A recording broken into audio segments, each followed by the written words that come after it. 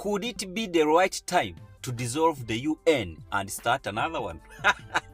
You know, currently I'm teaching a course about the UN participation for youth or anyone who is interested. For I have participated in the UN here in Uganda, Africa, Europe, Asia, even at the UN headquarters, New York. And I really know something about how to participate, and I want to bring this to everyday person, those who are interested in participating in the United Nations. But there is something interesting about the United Nations. You know, the first group to be formed was called the League of Nations after World War I. So the idea was we should stop something like this from happening again. So guys from the US, from England, the UK, from Japan, from Italy suggested some kind of coming together for security purposes, so we do not have any other world war. So they formed the League of Nations around 1918, 1919, 1920, around there when the World War I was just over. So the first members, of course, were Japan, were Italy, were France,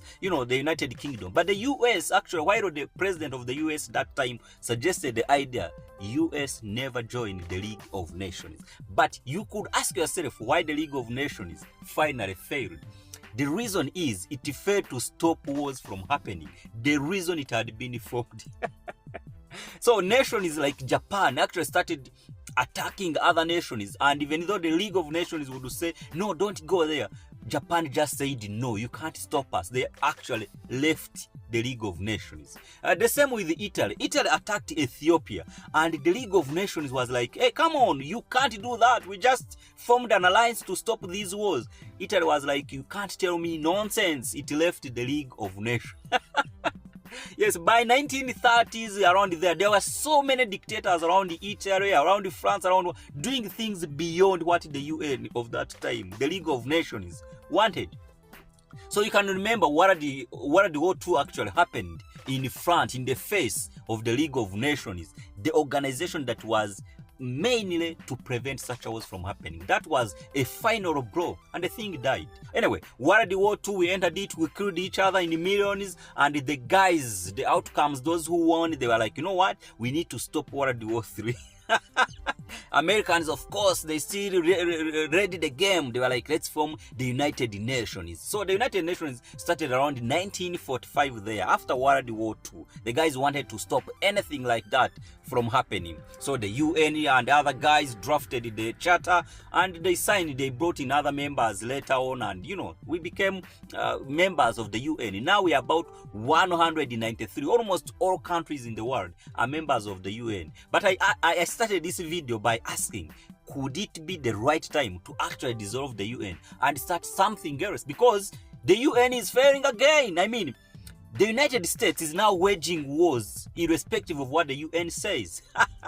Every person is now fighting their own wars. Russia simply went to Ukraine. The UN said, you can't go there. Russia was like, you can't tell me nothing. I mean, you guys are also fighting your wars. Israel wakes up and bombs anyone, and you can't tell it any nonsense. The UN says, oh, that war is illegal. You can't go there. Israel says, you can't tell me nonsense. So the UN, in terms of security, is really failing. Everyone can see it. It's time for another UN. But the good thing with the UN of today, anyway, it's because it's broad. Besides the security and, you know, and all of that, the UN of today is much more than that. It is in health, it is in development, agriculture. The UN of today is too much spread. That's why actually it has lasted for this long. In terms of wars, it has really failed. In Congo, in Sudan, in Somalia, it can't do anything. But in terms of other developments, well. But then I was suggesting, it's time we suggest another UN that is to prevent World War IV, because World War III is already happening.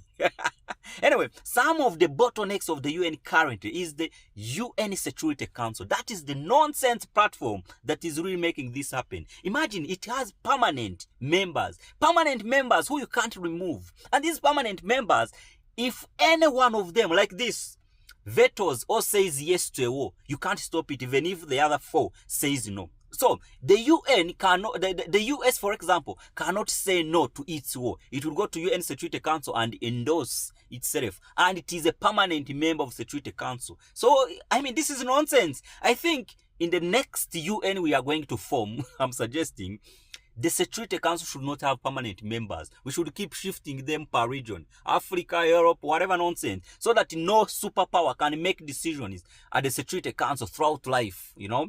There are so many other changes. There should be consensus of voting, not weighed against power. You know, strong nations have strong power in their votes on some issues. No, this one should be just one vote equals one person.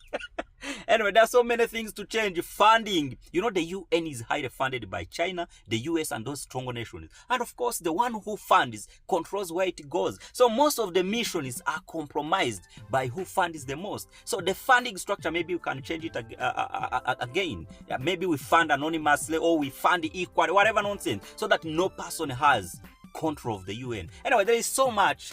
One thing I love about the UN of today is that it is beyond security. But security-wise, man, it is failing. Even Uganda now can wage its own wars. No one can stop us. I'm kidding. Anyway, so I'm doing this course. I want to teach younger people how to get involved with the UN. There are so many things to do other than security and that nonsense. There's development, innovation, health, entrepreneurship, agriculture, at the UNEP, environment, a lot of things to do at the UN. And I want you to take this course. If you are interested, I will show you around how to join from nowhere and you become part of the UN system. Not on, it's not a big deal like I'm saying. Don't be confused. I'm just saying volunteering and participating in most of the processes. Of course, it can be a gateway for even paid up jobs and all of that, but I don't want to promise you that at this rate. The point is to bring your attention, your organization, your ideas as a professional to the UN. The rest will follow. So take the course if you're interested. Have a nice day. Just comment with interested and I will send you the link. Have a nice day. Ciao, ciao.